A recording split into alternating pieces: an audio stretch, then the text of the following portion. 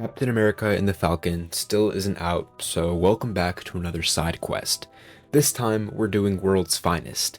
The DCU has now officially begun with the release of James Gunn's Superman. If you've seen the movie, you know that Robert Pattinson's Batman appears in the end, confirming that he will be the Batman for the DCU. The scene where he shows up at the Fortress of Solitude and walks up to Clark out of the shadows saying, "My name is Batman, but you can call me the Batman." Oh my goodness, I'm getting chills just thinking about it. Anyways, since it hyped me up so much, I thought I might as well give my pitch for the DCU's World's Finest movie, since it's now been confirmed with Joss Whedon writing and directing. In all seriousness, I'm not having Robert Pattinson be the Batman for this pitch. I know I included him in the thumbnail, but that was just me being a D1 master baiter and clickbaiting y'all into watching this video. I know it's dishonest, but you see, the thing is, I actually care more about views than the happiness and satisfaction of my viewers. That's why I just churn out these videos instead of actually dropping the Beyondverse projects you'll want to see. It's as simple as that. Alright, that was just a bit. If I actually didn't care about my viewers, would I shout out Artful Dodger, Mackenzie Girdwood, and Maria Tinoga for being the 3 newest subscribers to the channel? No, I wouldn't. Obviously, if we're introducing a new Batman, his movie should come first, so this would release after Brave and the Bold. It would be pretty stupid to try and introduce the Batman of our new DC universe in a Superman team-up movie. I think we all know what movie I'm referring to.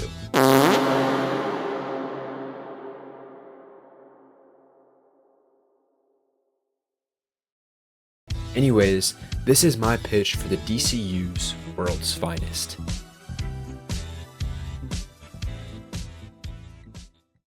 In the beginning of the movie, Amanda Waller would inform Lex Luthor that he's being released from Belle Reve as a favor for a friend. This friend would be Slade Wilson, Deathstroke, who would debut and have his relationship with Amanda Waller be set up in the Waller series, which would release prior to this movie. And by the way, when I say relationship, I don't mean romantic. I don't know why y'all would think of that, I just felt the need to clear that up.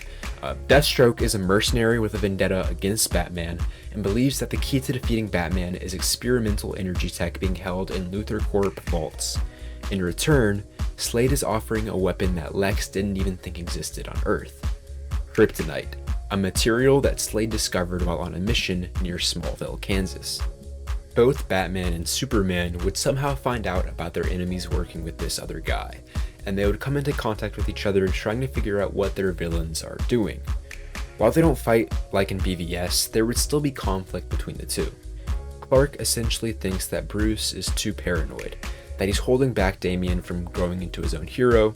Bruce, on the other hand, thinks that Clark is too idealistic. He thinks he's naive about the dangers that come with godlike power and the world's darker instincts. Funnily enough, this movie would be all about legacy.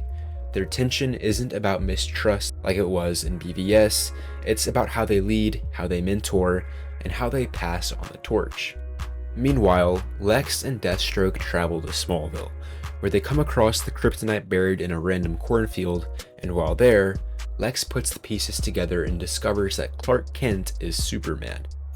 He uses the kryptonite to build his mech armor Lexosuit and keeps his promise to Deathstroke, allowing him to use the experimental tech to build a new and improved suit for himself as well. In the climax, Lex and Deathstroke launch their attacks on Metropolis and Gotham. Superman and Batman try to stop them, but Clark is weakened, Bruce is overwhelmed, and Damian's bitch ass is kidnapped because fuck him. Superman and Batman realize that their strengths will complement the other's weaknesses, causing them to quickly switch places and take on each other's villains. Batman is able to hack into Lex's AI-based suit, and Superman is unfortunately able to save Damian from Deathstroke, cause what the hell is Deathstroke gonna do against Superman? At the end of the movie, Bruce and Clark come to the agreement that even though there are like 30 different superhero teams already, the world needs one main group of protectors watching over it. Bruce sends up a small watchtower prototype satellite, which picks up messages from Themyscira, Atlantis, Keystone City, and Detroit, Michigan. Speaking of Detroit, today's video is sponsored by Expired EpiPens. Do you have a life-threatening allergy? Do you have a gambling addiction? Well, then Expired EpiPens are the perfect product for you. after you go into anaphylactic shock, just make a quick bet with your homies, have them inject one of those bad boys into you, and if you survive, bam, that's at least $10 in your bank account.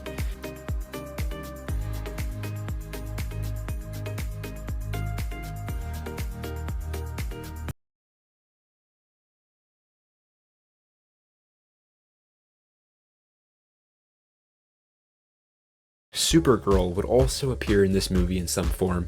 James Gunn said he wants to make Superman, Batman, Wonder Woman, and Supergirl the main players, so I think it would be good to include her in a movie like this. I wanted to add her because 1, based on the 20 seconds of Superman she's in, she really nails the character, but mainly because she was fine as hell. Like, no disrespect, I never thought I would say that about Millie Alcock, but gee willikers, in that scene she had me sweating like a Snyder fan when their mom checked their search history.